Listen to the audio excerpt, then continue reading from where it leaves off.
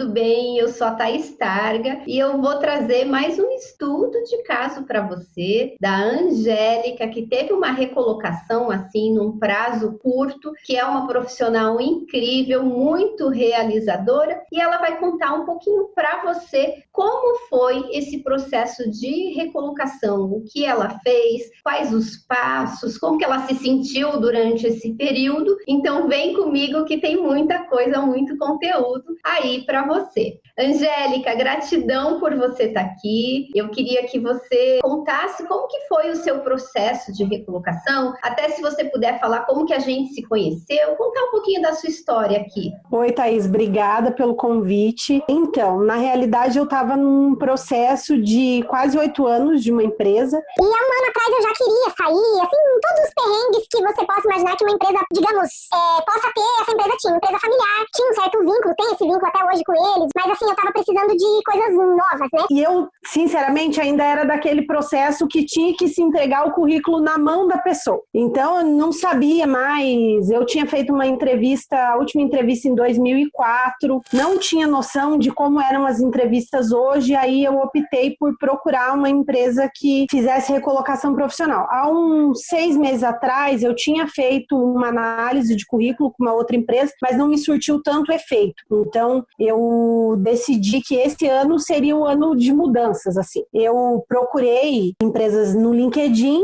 e aí eu cheguei em vocês e eu já tinha visto vídeos teus, tal, e aí, através do LinkedIn, consegui alguns contatos que tinha feito esse processo com você. E aí o rapaz me respondeu, foi super receptivo, disse que vocês eram muito bons, tal, daí vi todos os vídeos do pessoal que já fez com vocês, daí eu decidi entrar em contato, né? Gostei, fiz a primeira reunião, gostei e eu tava assim muito perdida. Por quê? Muito tempo na mesma empresa, muitos anos sem fazer uma entrevista, eu não sabia se eu tinha todas as competências que o mercado estava exigindo hoje, sabia da minha capacidade dentro daquele contexto em que eu vivia. E aí a gente começou esse processo. No começo, pra mim, foram ditas coisas bem óbvias, assim, porque eu me conheço muito bem, sei as minhas falhas, os meus erros, o meu ponto fraco, meu ponto forte, pra mim é bem claro isso. Eu tenho isso bem marcante na minha personalidade. E mais assim, ouvir de outra pessoa, realmente, você tem isso, aquilo, causa uma coisa, opa, peraí, então eu tenho que mudar alguma coisa. Acabamos fazendo o processo, acho que antes de eu terminar a consultoria com vocês, surgiu uma oportunidade, eu fiz uma entrevista, aí 2 semanas depois eles me responderam e aí eu saí da empresa que eu estava há bastante tempo. Então nessa empresa nova tem 45 dias. Nossa, que legal. E você sentiu segurança na hora de fazer essa entrevista? Porque fazia muito tempo, né, que você não fazia uma entrevista. Senti, inclusive, assim, o meu maior receio era, porque eu sou da área técnica, tenho 14 anos, mas eu não sou formada em engenharia ainda. Decidi fazer engenharia porque as empresas grandes sempre me questionavam, mas você tem todo esse conhecimento, mas não é engenheira? Um dia que eu falei com você ali, eu falei, nossa, mas você sabe muito mais do que o engenheiro, você discute de igual para igual. Eu falei, nossa, que profissional incrível tá aqui trabalhando com a gente, né, Angélica? E aí, nessa entrevista, eu tinha o meu supervisor, que é engenheiro, que é mestre formado, e aí tinha um diretor e um presidente. Então, a minha entrevista foi extremamente técnica. As perguntas eram técnicas e eu consegui, porque querendo ou não, a gente acaba se desmerecendo um pouco, né? Será que eu tenho mesmo essa competência? Será que isso é claro, essa competência técnica, ou eu só sei fazer a parte administrativa? E aí, no final das contas, eu consegui fazer essa entrevista técnica, digamos assim, com todas as respostas técnicas dentro do meu vocabulário, né? E ele conseguiu entender e... Um dos motivos, depois ele até admitiu isso pra mim, que um dos motivos de eu ter sido contratada é esse conhecimento que eu tenho numa área que ele não tem, que eu já vivenciei isso. Então, pra mim, eu achei que eu fui super bem na entrevista. Até no primeiro momento, achei que eu não fosse passar por quesito de salário e tal, mas eles me responderam depois e eu acabei acatando e ainda veio até com um salário maior do que eu tinha na empresa que eu estava anteriormente. Perfeito. Qual foi do nosso processo de recolocação o passo, assim, a sessão que você julga mais importante, que fez mais diferença na sua vida, assim, e na sua recolocação, Angélica? Para mim foram 2.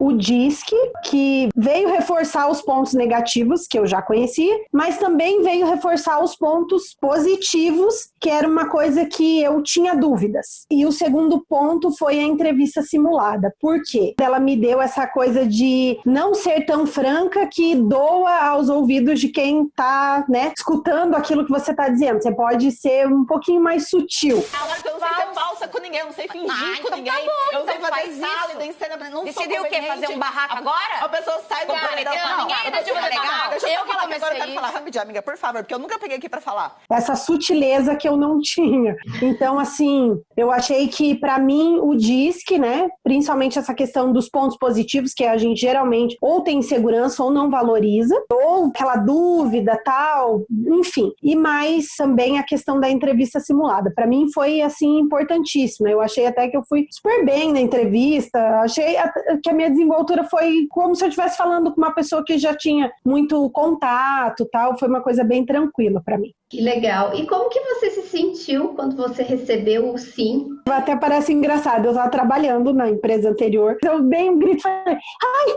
Deus, não, todo mundo, o que está acontecendo? Porque essa franqueza minha, eu já tinha avisado a minha equipe, que inclusive é uma equipe dessa última empresa muito boa, é a melhor equipe que eu já trabalhei até hoje, tanto o pessoal do escritório quanto o pessoal de campo. Só 2 sabiam, a minha equipe era formada por 8 pessoas, só 2 deles sabiam. Eu já tinha avisado para eles que em algum momento eu iria sair da empresa, porque era um setor muito estressante, então eu me senti na obrigação de avisá-los. E aí, todo mundo, o que tá acontecendo? Ai, venham aqui, venham, senhora, venham. Daí todo mundo, ai, eu tô triste porque você vai sair, mas eu tô feliz por você merece. Eu sei que a minha saída foi uma choradeira.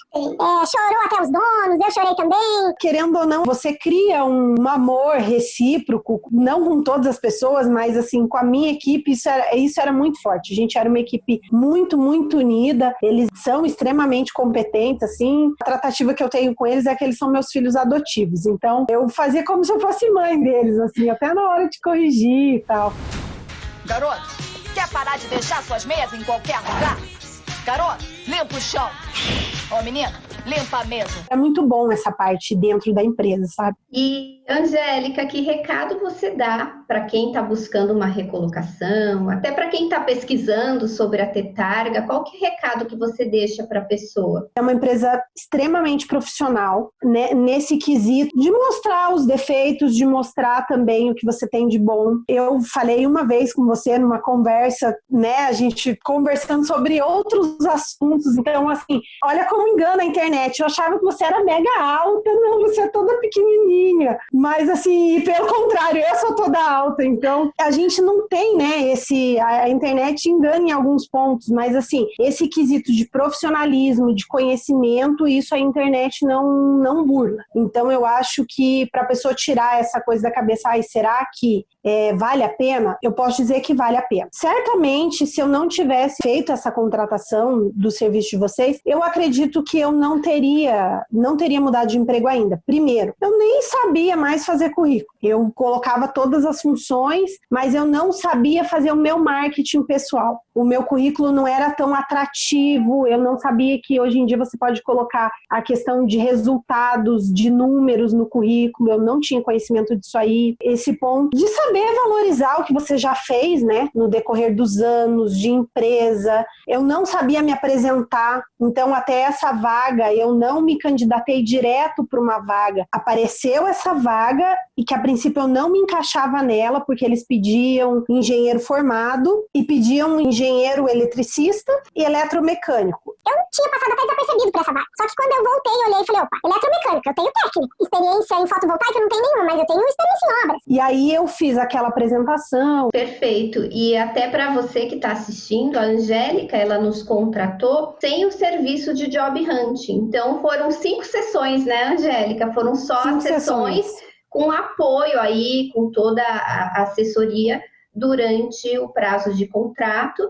Mas o programa que ela fez, a gente deu todas as ferramentas, mas quem se candidatava, quem enviava o currículo era a própria Angélica. Angélica, não tenho palavras para agradecer sua confiança, sua determinação, sua energia, até o fato de você ter acabado de gravar um vídeo aqui com a gente. Você sabe o quanto isso é importante. Obrigada, eu que agradeço vocês. Isso eu acho uma coisa importante dizer. Se você não está no emprego que você não gosta, faz uma coisa que você não gosta, procure coisas novas. Espero que você tenha gostado desse vídeo, espero que você se inspire com a história da Angélica.